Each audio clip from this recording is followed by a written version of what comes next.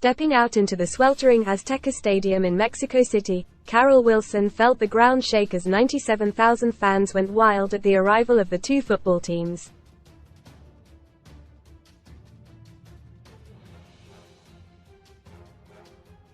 Aged just 19, she was the youngest player ever to captain an England team, and she was doing so with a broken foot.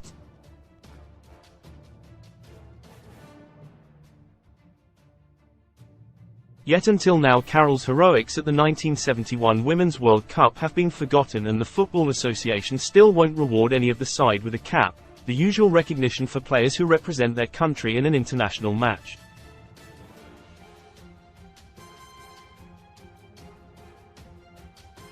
At the same tournament, Paula Rayner became England's youngest goal scorer when she netted against Argentina aged 15.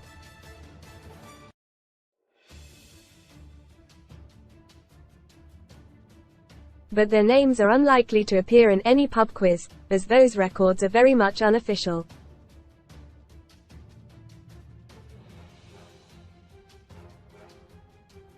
And rather than being fated for representing England, the whole team which went to Mexico were banned from playing for between 3 and 6 months.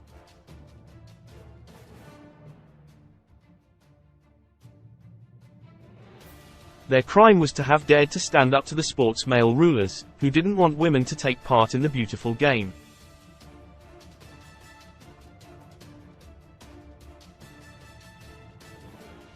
But now, thanks to documentary film Copa 71, produced by tennis stars Serena and Venus Williams, their dedication to women's football is finally being properly celebrated.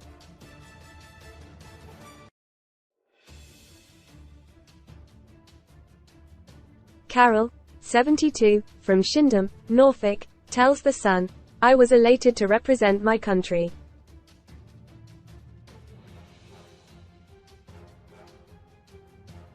In Mexico we weren't interested in the politics, all we wanted to do was play football.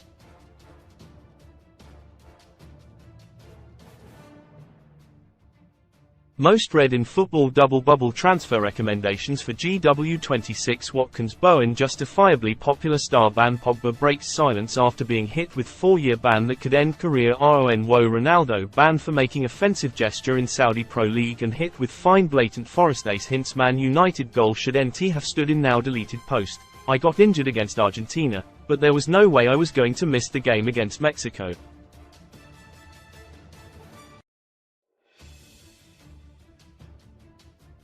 Pretty girls, it was painful playing with a broken foot, but at times the adrenaline was so high I didn't notice it.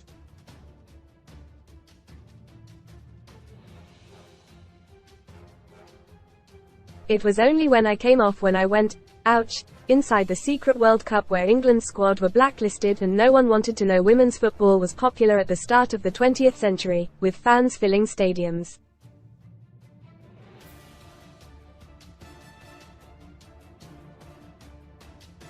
But in 1921 the game's ruling body banned women from playing in affiliated grounds.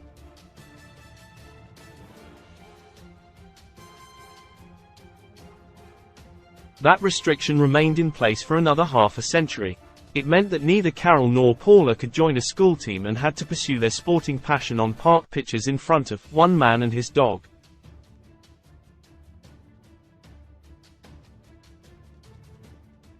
Then some enterprising Mexican businessmen made plans which would change all that.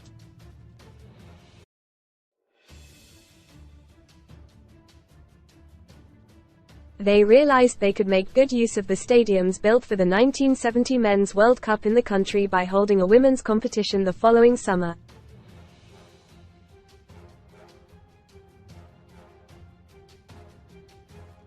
Here, Luton bus conductor Harry Batt petitioned the Women's FA, which had only been formed in 1969, to allow him to put together a team to take to the tournament.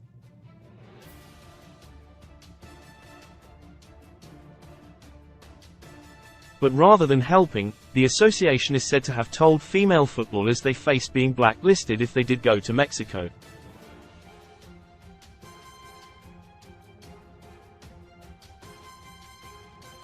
Paula says, the WFA restricted Harry on which players he could take. I have heard that some players were warned off going to Mexico.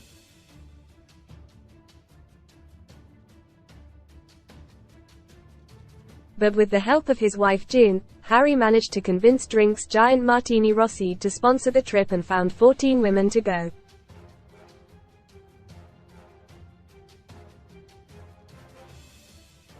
Both Paula, who ran out for Chiltern Valley Ladies, and Carol, an RAF fitness instructor, had played for England at an unofficial World Cup held in Italy the previous year.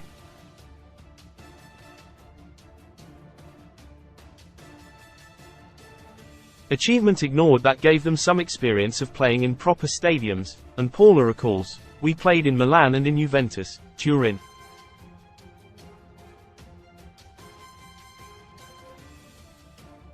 At home it would only be a few friends and family watching us on the recreational pitches.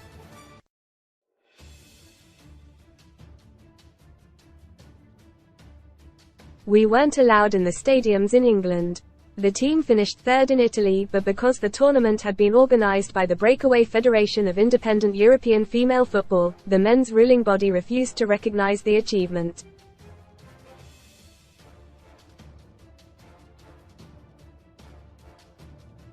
Harry's team entered the 1971 World Cup as the British Independents to get around the FA's rules, yet the team was listed as England by the tournament organisers and they wore the traditional all-white kit.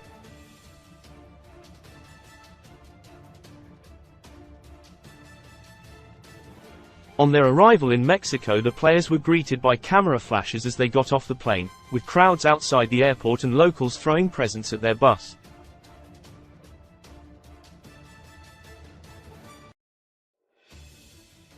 Nearly 400 children watched their training session and the local press wrote about England's pretty girls.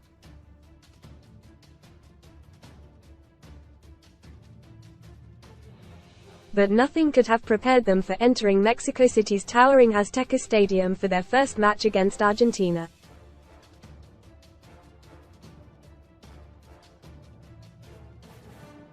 Paula says, "The first thing that hits you is the heat, then the noise, and then the size of the pitch.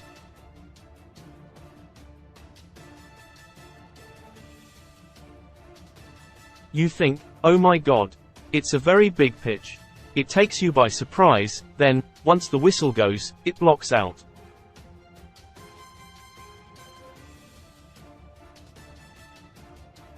Until Paula watched the new documentary, she could not remember scoring her equalizer.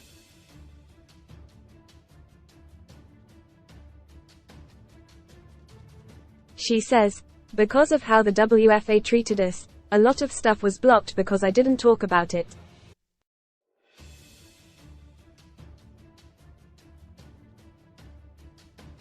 I knew I scored a goal, but it was not until I watched the premiere of Copa 71 that I knew I headed it in."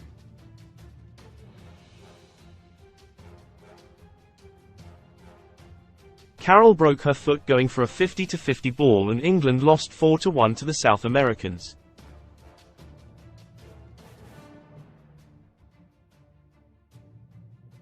The next match against the hosts Mexico proved to be even bigger. Carol says, "I remember standing in the tunnel for Mexico and it didn't affect me until then, my legs turned to jelly.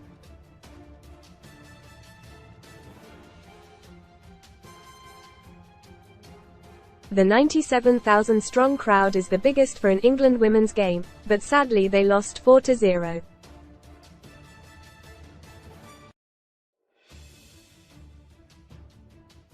Yet despite the disappointment, Carol says she was not too downhearted. She recalls, "I know all the girls had tried 110% and to think we had come from 6 people and a dog on a Sunday, I thought at the time women's football was going to be massive."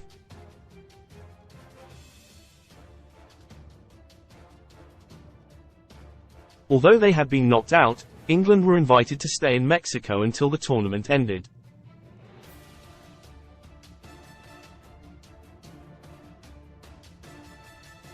They were treated as celebrities, appearing in newspapers and magazines and opening shops.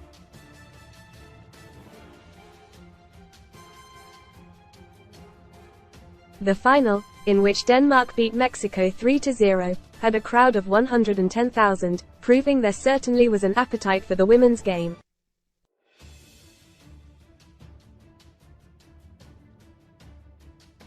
The tournament also showed that women could be just as hot-blooded about this physical sport as the men, because in the semi-final between Mexico and Italy, play was stopped 10 minutes early due to an on-field brawl.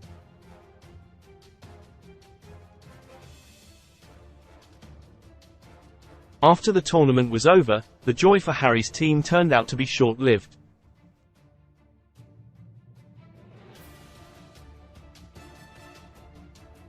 There was no one to meet them at the airport back in England, and only one journalist turned up to ask them about the tournament.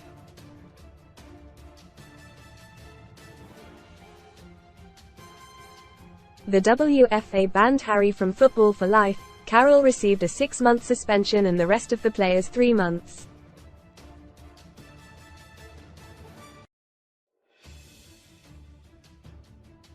Carroll's treatment on her return from Mexico took away the joy from playing the game she adored.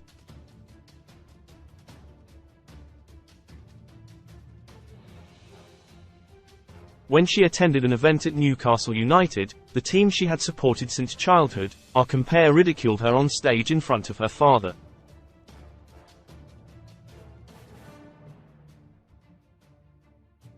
And her newlywed husband told her to give up football. Ticking off at school, Carroll recalls, he didn't approve.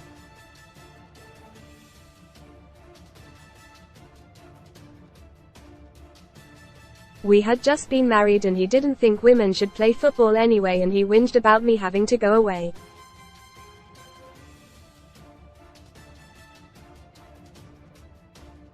Paula, meanwhile, received a ticking off at school.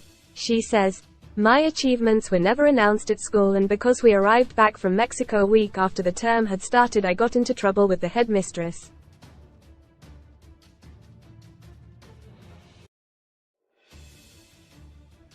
After leaving school, she joined the RAF and kept playing until her first pregnancy at 25.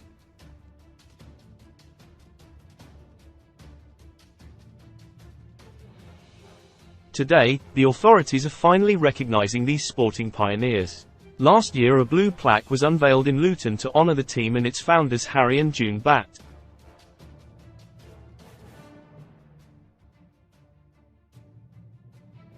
And the FA acknowledges that the players who went to Mexico changed the face of the game.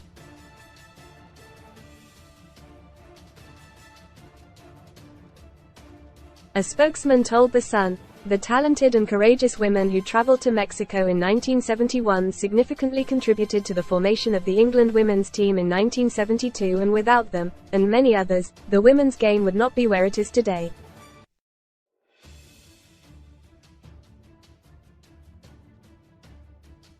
But they still only issue caps to England's women players who were given permission to play by the FA from November 1972 onwards.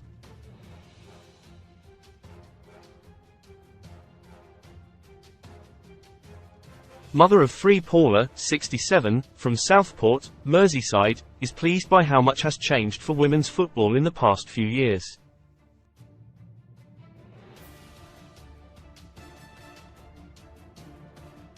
England's Lionesses winning the Euros in 2022 and reaching the World Cup final last year has made modern players such as captain Leah Williamson household names.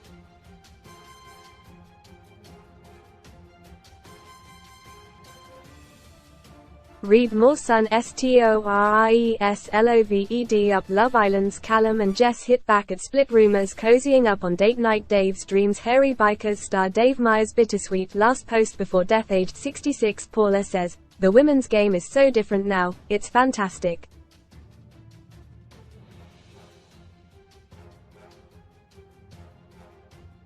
The recent growth, since the Euros, it's phenomenal.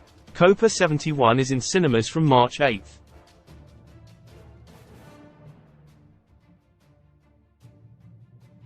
Celebrate these Copa heroines. By Sandra Brobby, women's football reporter. It's a travesty that Carol Wilson, Paula Rayner and their teammates were treated so shabbily for daring to play in a tournament worthy of more recognition than it currently gets.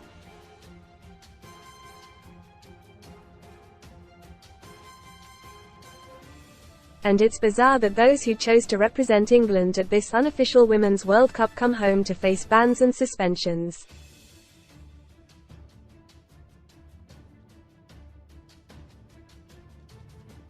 While there is much to do to help the sport continue to grow, the women's game has thankfully come a long way since England went toe-to-toe with Mexico in the Azteca Stadium.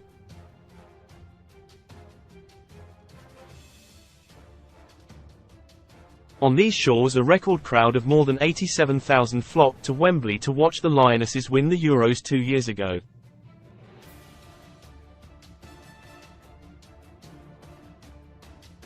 The success of the 1971 tournament helped pave the way for such moments and for the women game to become what it is today.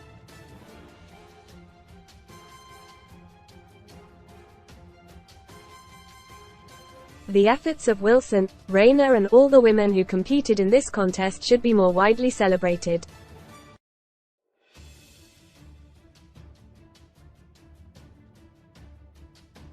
Hopefully the release of Copa 71 will lead to that.